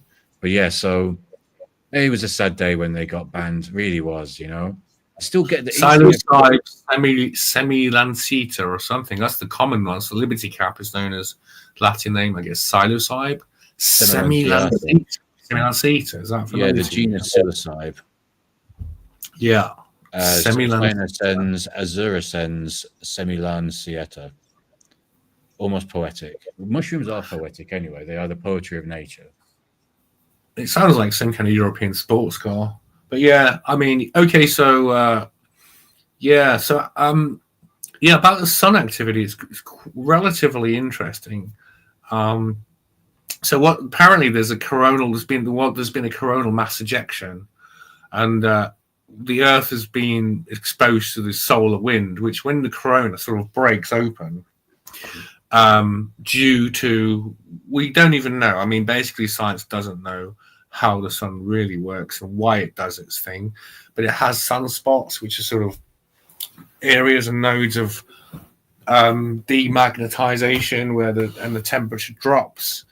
And then once you have sunspots, you have a higher risk of coronal mass ejection, which is like where the magnetic flux has become so unstable that energy is spewed out of the sun at an astonishing rate. And we've been bombarded with these. With the coronal mass ejection, you end up being exposed to the solar wind.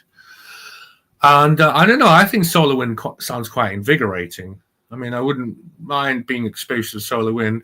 Can't be any worse than the northeast wind from up north. You know, when I was walking to school and coming home at night in the gale, but you know, it gives us the aurora borealis at least. That's right. That's exactly it. Yeah, field, isn't it?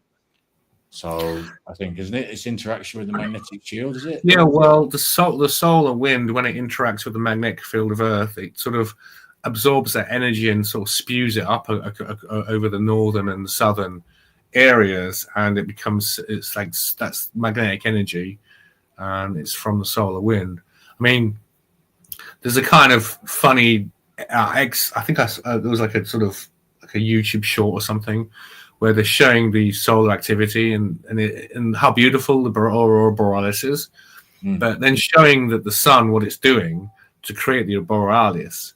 I'll see if I can find it, and it says, "Isn't it funny when the sun's trying to kill you?" Yeah, basically, he's trying to kill everyone on Earth. Yeah, well, yeah. I mean, I do question that personally, but I think it's a funny moment. It's a funny little like thing to say. Yeah, isn't it funny when the sun's trying to kill you? Because looking at the sort of energy discharges involved and the effects on the Earth's magnetic field, it looks like it does look like lethal. It's the distance thing. It's just we're quite close to it still, isn't it? So I mean, we're just lucky that we're not much further in. If we were much further in, we wouldn't survive, would we? So, and that's why instead of dying, we've developed the magnetic shield. Although there is some debate about this I've had with people about why the magnetic shield exists in the first place. I understand it's to do with like the turning inside the Earth and stuff, but it's perhaps that is to do with as a reaction, as a protective thing back in the day, given the solar wind and the sort of battering that the planet gets from the sun. Perhaps it was able to develop this kind of shield, and once it had, life was then able to sort of prosper. But if we were any closer, if we were much closer, that wouldn't happen because we'd just get fried. So yeah, that's interesting. I've heard the theory from Robert Shark, who's an Egyptologist, and his theory is that Mars's atmosphere was depleted and washed away, or dried out by the solar wind or by coronal discharges. Right. Robert Shark, he's well known as being an ancient Egyptologist, and sort of dating the Sphinx as one of those things is much older than it appears. Or no, rather. It appears much older dating than the Sphinx. Maybe something. Think of something. Dating else. The Sphinx, yeah. Do you think the Sphinx is high maintenance? If you're dating the Sphinx, Sphinx, is high maintenance.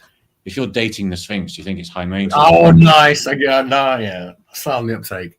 Yeah, why is it? Yeah, well, it is high maintenance, really. Yeah, I can see that. Yeah, you have to wait a long time for it to get ready with all the headdress and stuff like this. Do you know what I mean? All that water damage, from the time when Egypt. Tropical paradise. Years of water damage, yeah. Okay, so listen, I'm just going to play this. This is like a visualization of the solar wind and kind of what it does. Can you see that? Is that right? Yeah. Got that? Okay, let's bang it on. Yeah, I've seen a few of these before. I need to start from the beginning. I don't think I'll get a copyright strike for this video. I hope not.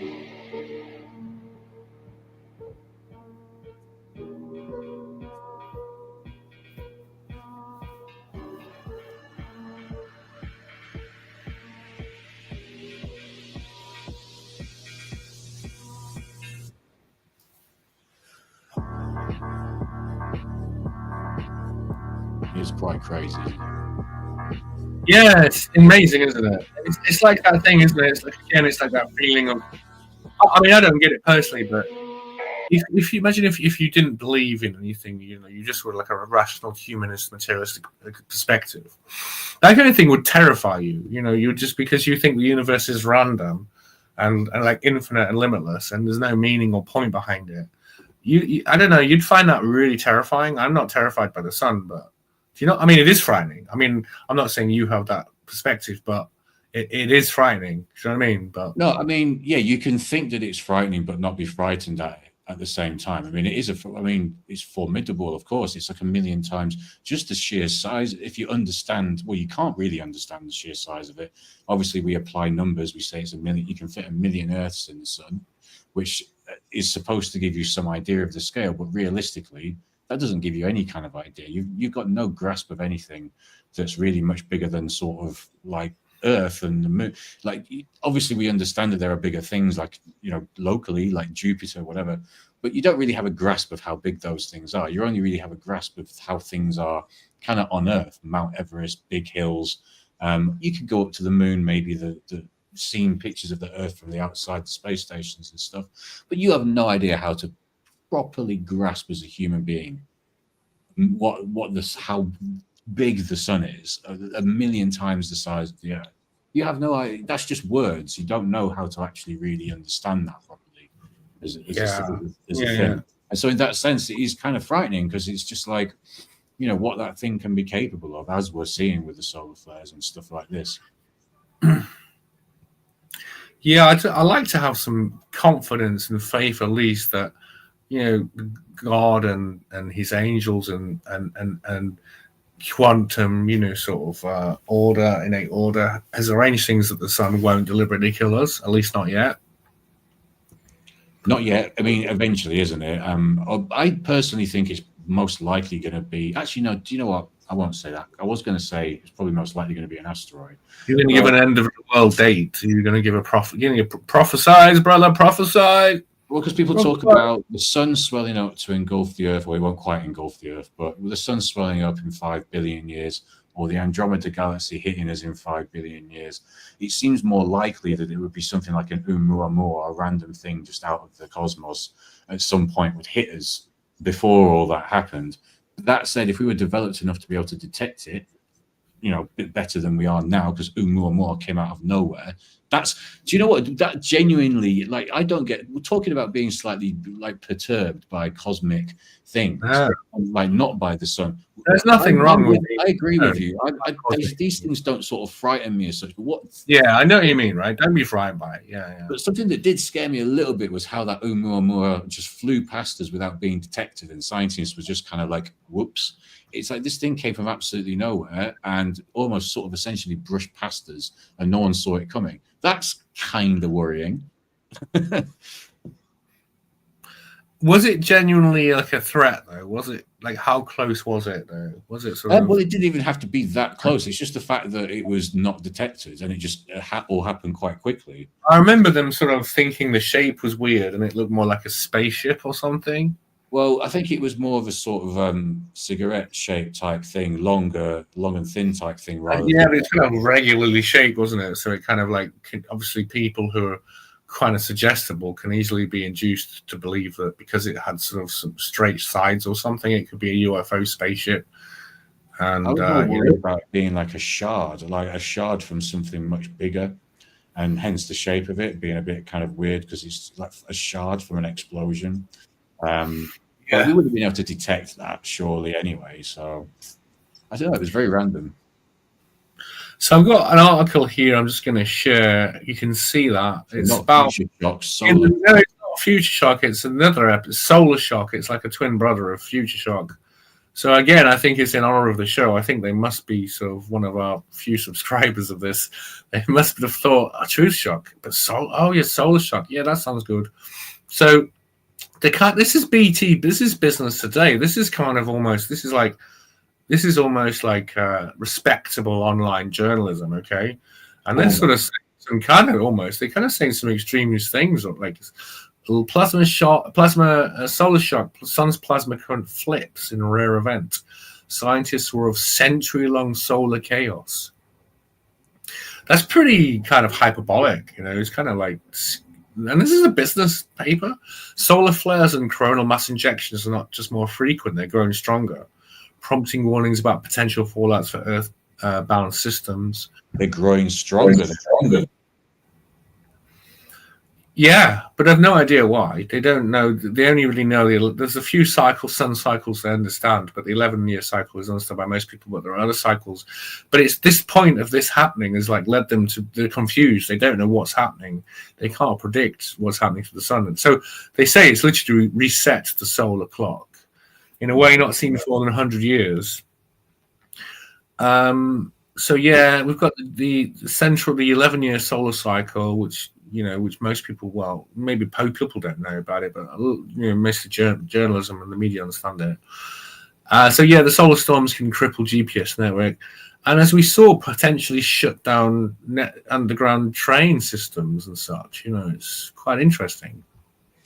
And that is quite relevant. Why that and not other things that? Well, why not something overground? Why is it that? I mean, or is it just? Because that uses so much electricity. Because it's the transform. The idea of this is that the solar. Well, I've actually got something I wanted to say from history about this. We'll give you an insight into this.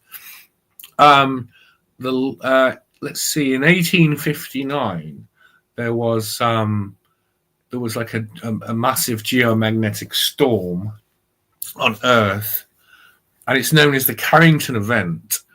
The Carrington event is like one of the the examples of solar wind directly interacting with technology at the time. So what I have here is there's a story here of wireless operators. I mean telegraph operators. So the telegraph, the old way of sending messages around the world, and it used Morse code. And you just tap. You'd make out the operator would make out the messages on Morse code, and then they would be sent with a battery which would power it to send it to the other side of the world, wherever. So this is so weird though. But in September 1859, there's a count of two operators, the conversation on where they found that they could still send messages despite disconnecting from the power supplies. So the following conversation occurred during this Carrington event, this solar storm, and this coronal mass injection. So the Boston, this is the night of 2nd of September 1859. It occurred between two operators. I don't know how it was recorded, but it was recorded presumably by telegraph. So with Morse codes, and the Morse codes were then decoded, and I presume that's how it was. So it was reported by the Boston Evening Traveler. The Boston operator is saying to the Portland operator, "Please cut off your battery entirely for 15 minutes." The Portland operator then says, "Will do." It's now disconnected. Boston, "Mine is disconnected, and we are working with the auroral current." Right, okay. How do you receive my writing? Yeah, auroral current is interesting, isn't it? So their batteries are disconnected, yet they are still able to send messages to each other. And as the Boston operator said, we're working with the auroral current. How do you receive my rating? From Portland, the operator says, better than with our batteries on. The current comes and goes gradually. Boston, my current is very strong at times, and we can work better without the batteries, as the aurora seems to neutralize and augment our batteries alternately. Yeah, it makes sense. I mean, it makes sense, though, doesn't it? Yeah, does it? I mean, tell me how then. Increase, like, if it is a general increase, I don't know what the word would be, aura maybe even of electric activity. It's aurora that they use because they call it an auroral current, presumably in reference to the aurora borealis and such. Yeah, it would make sense though if there was heightened geomagnetic activity that they would be able to work without battery potentially if it was heightened enough, because it would be better than the kind of 1859 batteries sort of thing. Yeah, actually, I guess you're right. Battery is direct current, and there's always a lot of trouble. There was the current wars between Tesla and Edison, of course, if you know about that stuff. Yeah. And batteries are always direct current, but he's saying that we're working with alternate current. It seems the current seems to. It's amazing, but it makes the thing is he says it neutralizes and augments our batteries, making the current too strong at times for the batteries, so they have to disconnect them. So what it means is that the current from the sun it neutralizes the batteries. It stops them working. So they literally switched off their batteries during the solar storm because it worked better. And so they were just using the energy. It's amazing, isn't it? They were using the solar energy to the electromagnetic energy from the sun as a big, huge sort of like battery that was just sort of present for that time, like a constantly flowing current. And in a sense, you plug anything into the flowing current. I mean, this is what Nikola Tesla was trying to do, wasn't it? If you've sort of seen any of his sort of ideas. Yeah, I mean, this is kind of like moving towards what the sort of bringing the current from the air, the sort of thing people have been talking about. Just in that respect, basically being able to harness it in a more natural way, as such, not having these sort of contraptions. Because obviously, what they were doing in the Carrington event was just harnessing it as naturally as was possible, certainly possible at the time, anyway. So then the Boston operator suggests, why don't we work without batteries while we are affected by this trouble? And the Portland says, okay, go ahead, very well. And then they continue with the business of whatever they're doing. That conversation probably was carried out for 2 hours with no battery power at all. And working solar trouble, isn't it? Yeah, I know, it is, isn't it? It is interesting. Yeah. And that they accept that the thing is the Auroral current, which is kind of like, wow, you actually are admitting that there's a current, the sun sends a sort of solar storm to the earth, and that's how powerful it is. It creates a current. Yeah, of course. I mean, like, the video you just showed a few moments ago, you can see, I mean, I know it's obviously sort of crudely sort of like, sort of like guessed or whatever, but obviously there is going to be an extremely powerful current that would likely overpower batteries and contraptions in the 1800s and be better to use. So it's just funny that they call it trouble. It's like you're actually being enhanced during this trouble. Yeah, that was it. They were actually enhanced. It was actually better. It worked better than the batteries. The solar current. Yeah, it was incredible. Crazy. So they worked for hours. Yeah, with no power at all. So I believe you're going to head off pretty soon. I was just saying one more thing. There was another event. Yeah, and then I'll just play a song and play us out or something. But there's another sort of solar event in 775 AD during a period in which Charles the Great reigned over the sort of post-Roman Frankish Empire in medieval Europe. During the Miyake solar event, an Anglo-Saxon chronicle records a red crucifix in the sky after sunset in the year 774. Excuse me. Some scholars believe this may be a visual record of the solar storm that occurred around 775. Excuse me, I'm just going to have a little cough. Do you want to fill in for a bit? I just got to mute. Well, I was just looking up the Miyake event. So the Miyake solar event, the Miyake events, actually, there's a plural. They're creating it's like a rise in cosmogenic isotopes due to cosmic rays. These cosmic rays that we're kind of talking about hitting the Earth's upper atmosphere. So, yeah, I'm trying to find the year this was in because someone's done a typo here for sure as they've typed. Where is it? I've lost it now. Where is it? They typed like it was in 2089, which last time I checked is in the future. So I think there might be a typo there. So I'm not sure when exactly it came from.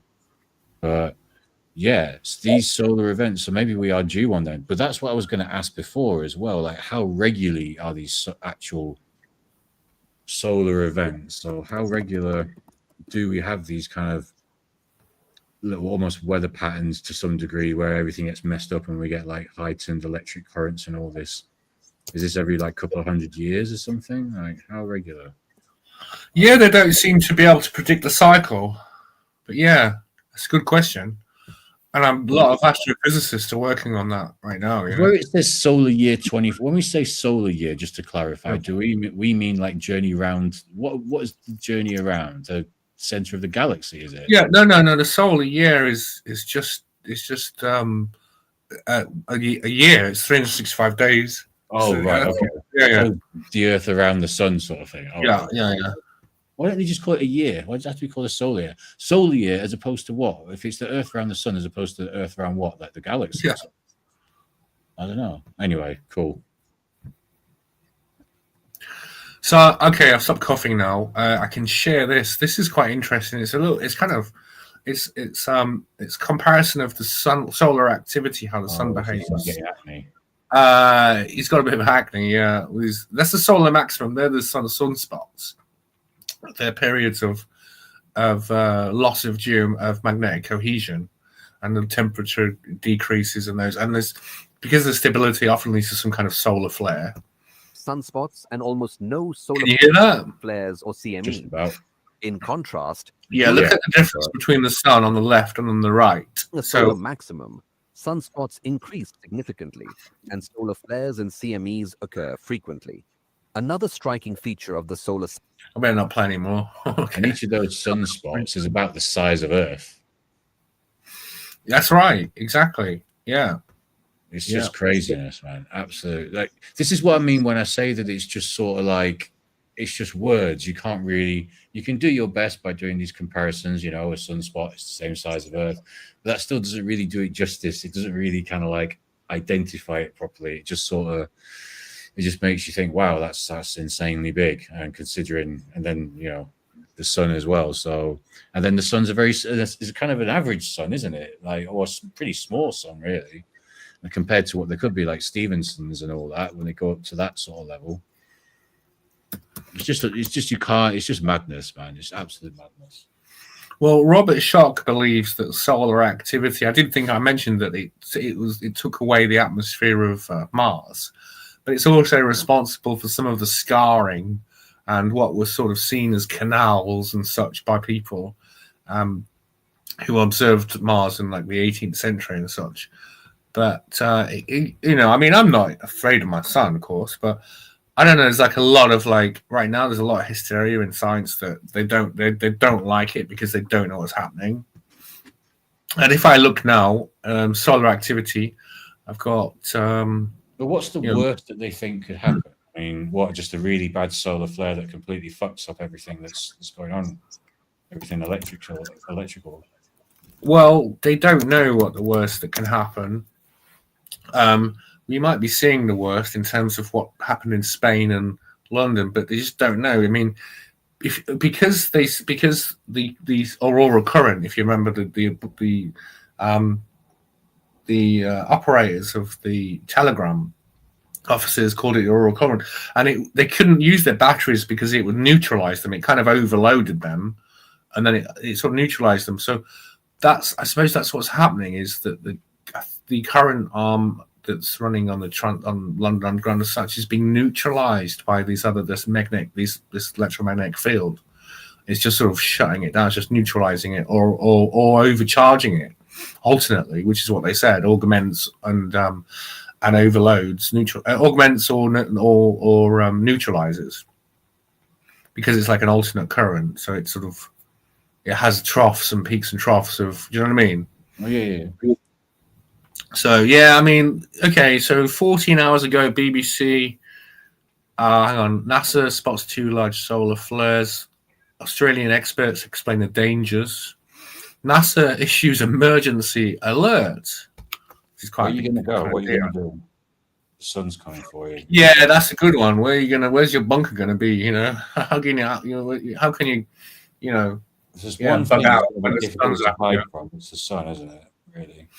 New York Post scientists order issue urgent warning over solar storm threats, blackouts. Yeah, so the threat is that it could lead to blackouts, to overloading electrical systems, to shutting down transformers, and ultimately, and even potentially, even in theory, if the storm was strong enough, even your mobile phone would be sort of, could be fried or just neutralized. Just like instantly would lose its battery. It would just be neutralized, or it could be overloaded, one or the other. And this So that's kind of goes the back to what I was saying before about, I mean, I don't know if you agree with it or not, but just in the sense of like people not realizing just how much of an effect can be had by like the sun or by even the moon on the earth and all the things that go on Earth.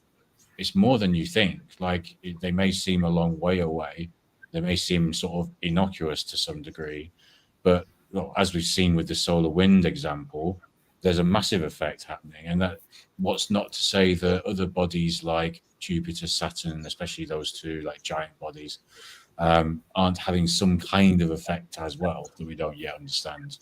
This is why I don't automatically dismiss like astrology as kind of a sort of basic idea. I mean, I think obviously like there's a lot of like bullshit around astrology, but the idea that like other planets could influence things on Earth somehow in terms of like humans and human behavior, I don't think it's that crazy, to be fair.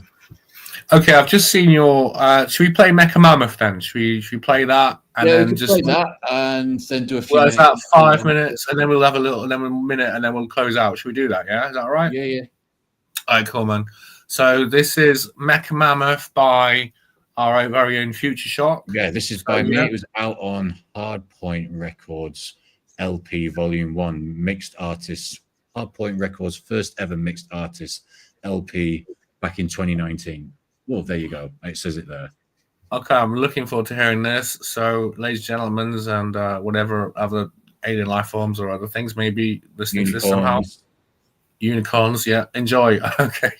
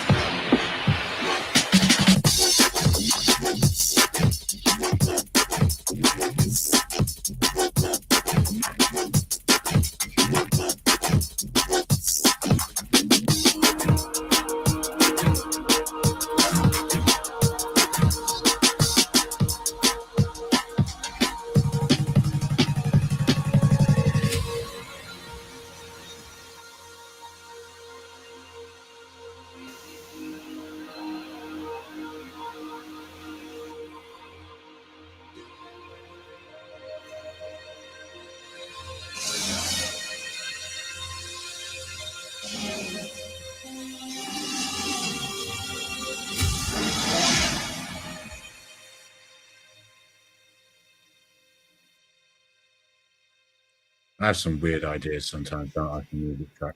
There you go, Mecha Mammoth. Okay, yeah, that was lovely. That was delightful, and I'm glad to see we've gone for nearly 2 hours. So we aren't getting worn out too much. Yeah, my So, eyes yeah. survived. I'm quite impressed.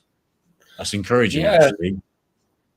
Did I you think wear it's an eye slightly patch? better as I today, you suggested? know? Sorry? Did you wear an eye patch? No, but I think like because of the fogginess I was talking about, it seems to be a bit better. I don't want to speak too soon because, I was getting a bit paranoid yesterday about it. Like, oh, what if I've got an issue with my eye? Because I never had fogginess before, just had the pain. Yeah. But it seems to be less foggy now than it was this morning, I think. So that's good. Because, birthday coming up in a few days, I didn't want to be half blind for it. So, I mean, these eye patches are cool, but having perfect vision and not being half blind is probably, that's cooler. it's preferable. Definitely. It is. Because I had problems with my eyes one time. I had like light sensitivity issues, so I literally could have worn an eye patch, and to take the the dazzle off the eye. But I was like, oh, it's just not. It's like I'm wearing an eye patch because it's not a cool eye patch. It's a tragic eye patch. I think Brian Ferry wore an eye patch, and he generally did have an eye problem. I think on the Danger video. Mouse had an eye problem as well. Then I wonder what happened to Danger Mouse's eye, because he's a mouse and they do live very sort of hectic lives, and there's a lot of claws and sort of fighting over burrows and fighting over the most aromatic female and such like that. That's kind of rats are very aromatic creatures. They live by power of smell. So I wonder if Danger Mouse lost his eye in some kind of ratting and fighting over a particularly sort of a fine female specimen of mousehood, and that was it. It was like some kind of rutting game. You'd like to think Danger Mouse would be beyond such things, but none of us are really. If we're honest, Well, and he paid for it with his eye, so it's an eye for eyeing someone up, isn't it? That's what you get for eyeing someone up. You pay with an eye. I suppose that's it. I suppose that's maybe where it comes from. It's a metaphor, basically, for don't stalk people. Yeah, it's all lost. It's all lost in translation a bit. It's just a 1981 program. Do you know what I mean? It's just very, very. It's different. It was a different way of thinking back then. Yeah, but Brian Ferry generally did sport an eye patch. I mean, I think David Bowie's eye patchery was probably a little bit more, less medically essential than Brian Ferry's. So when did this eye problem start with you?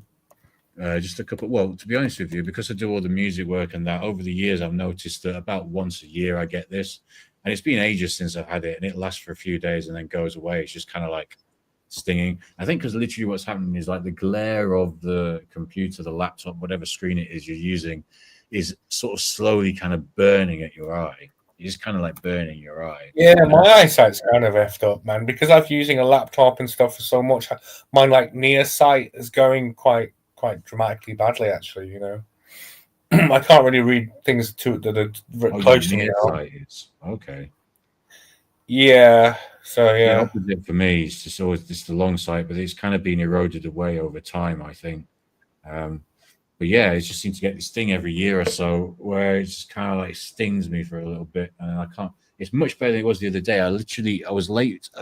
I was late doing what I needed to do that day because I had to get my eye used to light. So I had to get it slowly used to light. It was like so sensitive 2 days ago.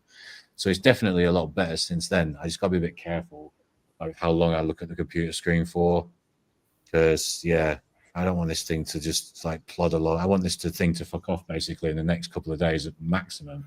So yeah, otherwise you'll just have to turn up to your birthday with an eye patch.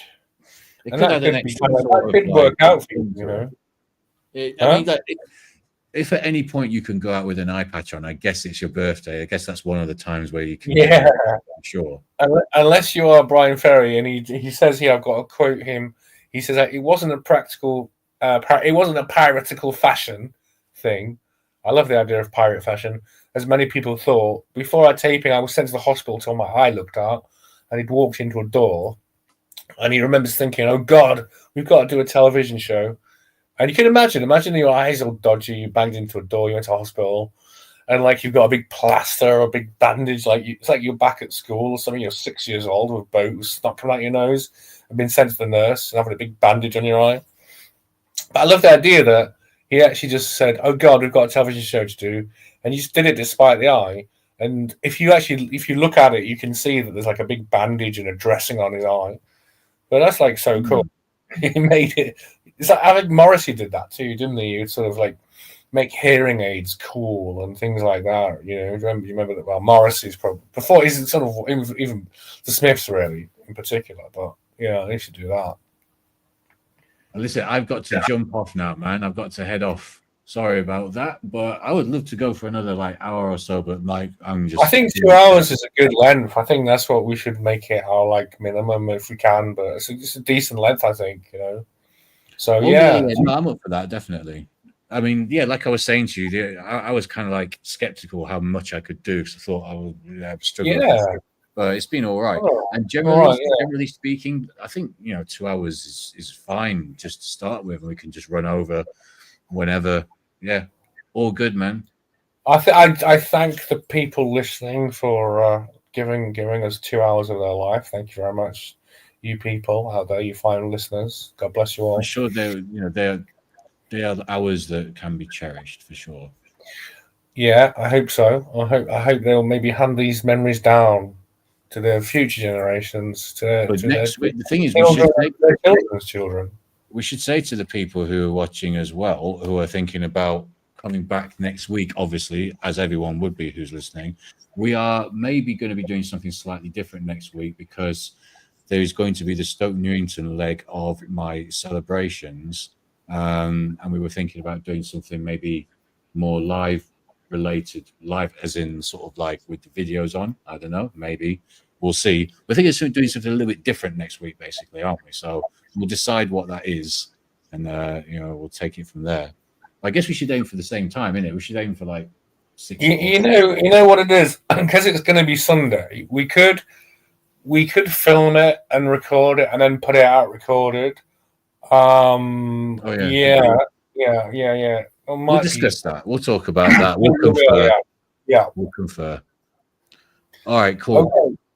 On that note, ladies and gentlemen, boys and girls, and anything in between, may the light be with you, and keep tumbling. Keep on tumbling. Keep on tumbling. We'll see you next time. Goodbye, everyone. Ciao. Ciao.